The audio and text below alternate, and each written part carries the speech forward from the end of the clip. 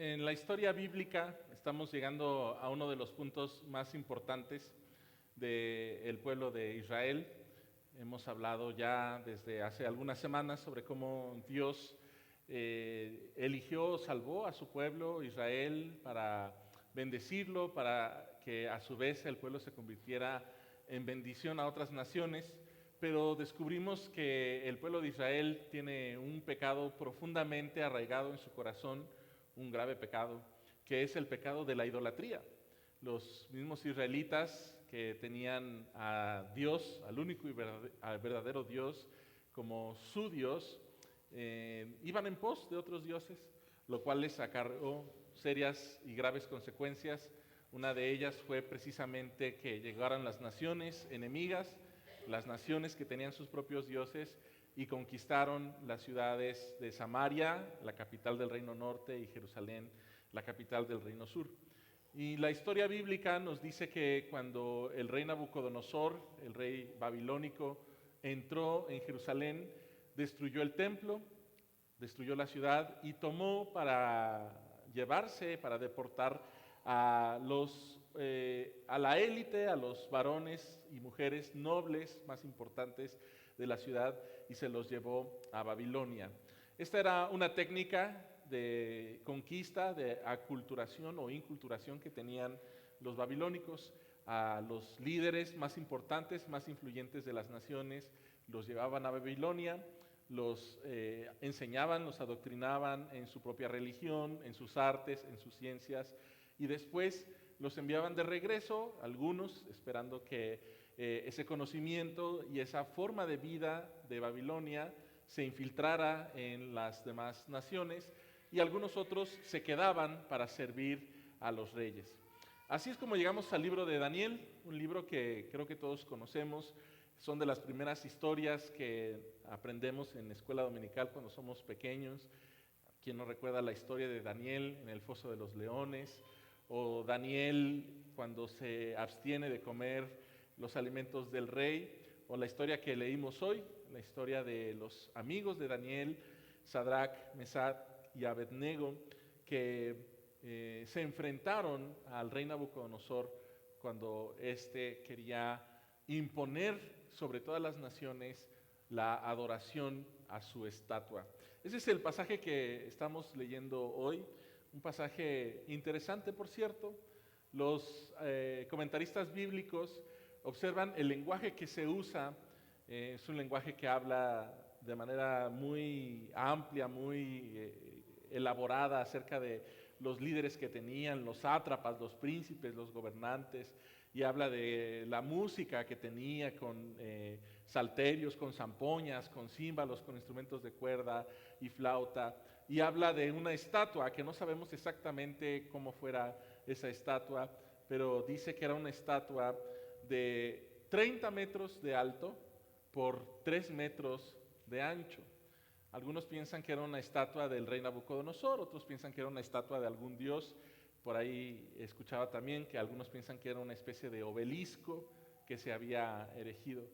Pero cuando los comentaristas observan este tipo de lenguaje, llegan a una conclusión interesante, porque pensémoslo un poco, ¿verdad?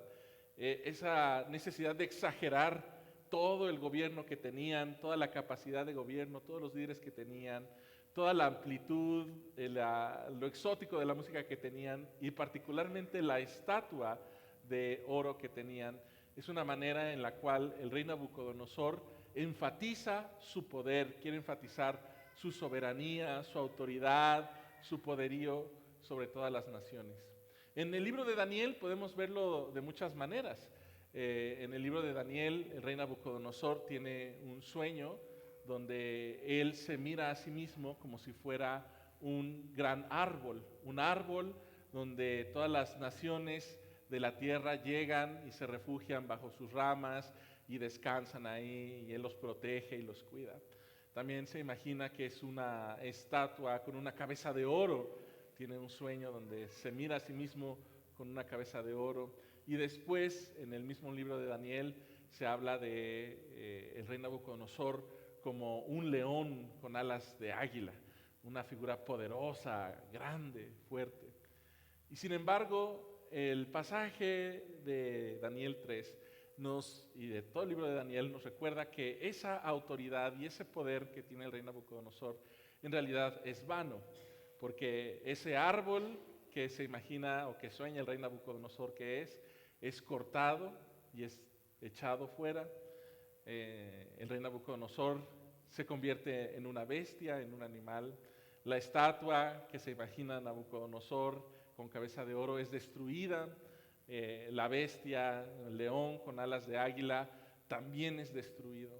Y esta estatua que vemos en Daniel 3, prestemos atención al detalle, es una estatua de 30 metros de alto por 3 metros de ancho. Para que se den una idea, allá son 12 metros. 30 metros sería más o menos hasta la azotea de nuestro edificio. Y 3 metros es esto. Un poquito más tal vez, desde el micrófono del teclado hasta acá. Es una medida demasiado alta para una anchura tan pequeña. Sopla el viento y la tira. Aunque parece ser una estatua muy poderosa, muy impactante, en realidad es una estatua frágil que se puede caer, que se puede destruir. Así son los gobiernos humanos, así es la cultura humana, la forma de vida de nuestro tiempo, que se exalta, se enaltece a sí misma y quiere pasar por grande y por importante y por asombrosa para nosotros. Y el problema es que muchas veces, como el pueblo de Israel, caemos en la tentación de idolatrar la cultura de nuestro tiempo, de desear lo que la cultura de nuestro tiempo nos ofrece, la forma de éxito, la forma de celebración, los valores que nos presenta. Pero la Biblia, en este pasaje de Daniel, nos recuerda que nosotros como pueblo de Dios somos llamados a no doblar nuestras rodillas ante nadie que no sea Dios, que no sea el Señor. Por muy poderoso que sea, por muy grande que parezca ante nosotros, no debemos doblar nuestras rodillas ante nadie, sino es ante el Señor. Eso fue lo que decidieron hacer Sadrac, Mesach y Abednego, los amigos de Daniel, cuando el rey hizo un edicto para que al sonido de la música todo el mundo se postrara y adorara la estatua. Ellos decidieron no hacerlo, decidieron que no doblarían sus rodillas delante de esa estatua. Y como consecuencia, unos varones caldeos, leíamos en el versículo 8, fueron y acusaron a estos judíos con Nabucodonosor, quien les insistió que tenían que doblar sus rodillas o de lo contrario sufrirían la muerte en el horno de fuego. Una vez más sonó la música y mientras todo el mundo se postraba, los varones del pueblo de Dios permanecieron de pie sin doblar sus rodillas. Entonces el rey Nabucodonosor se enfureció, los mandó traer y mandó calentar el horno de fuego. Y dice la palabra de Dios que lo calentó 7 veces más de lo normal. El rey, haciendo uso de su fuerza, de su poder, amenazando que iba a destruirlos por completo. Tan ardiente estaba el horno de fuego que los que estaban alimentando con leña la caldera fueron quemados. Tan poderoso pretende ser el rey para destruir a los judíos, a Sadrac, Mesach y Abednego, pero ellos insistieron que no doblarían sus rodillas delante de la estatua del rey. Y dijeron una frase muy interesante, muy fuerte. Dijeron, nuestro Dios es suficiente para salvarnos de ti y de tu horno de fuego. Pero si aún así no lo hiciera, no doblaremos nuestras rodillas delante de tu estatua. Qué poderosa frase.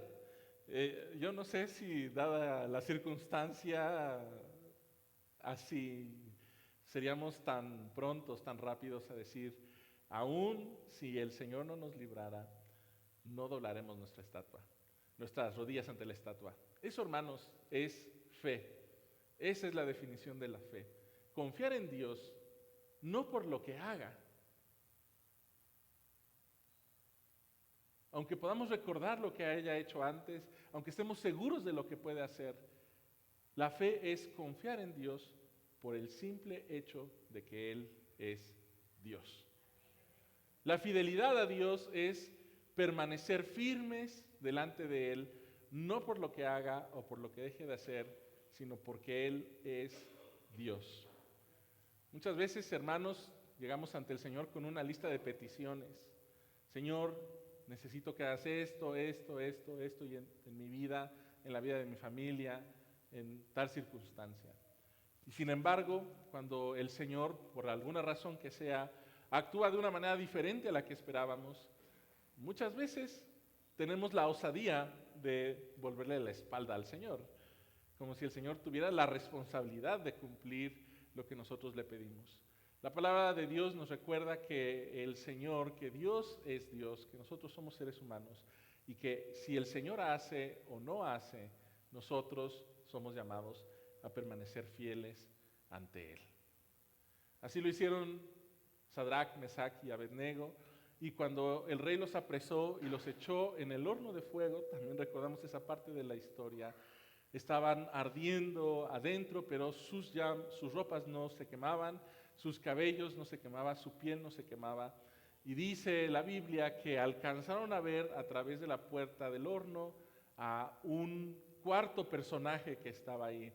Dice la Biblia que era semejante al Hijo de Dios o al Hijo de los dioses, dependiendo de cómo lo traduzcamos. Muchas veces nosotros pensamos, ¿verdad? ¿Quién estaba ahí? ¿Era un ángel? ¿Era el ángel del Señor? Algunos dicen, a lo mejor era Jesús que estaba personificado. No lo sabemos. Lo que sí podemos estar seguros es que era una manifestación de la presencia de Dios ahí en el horno de fuego.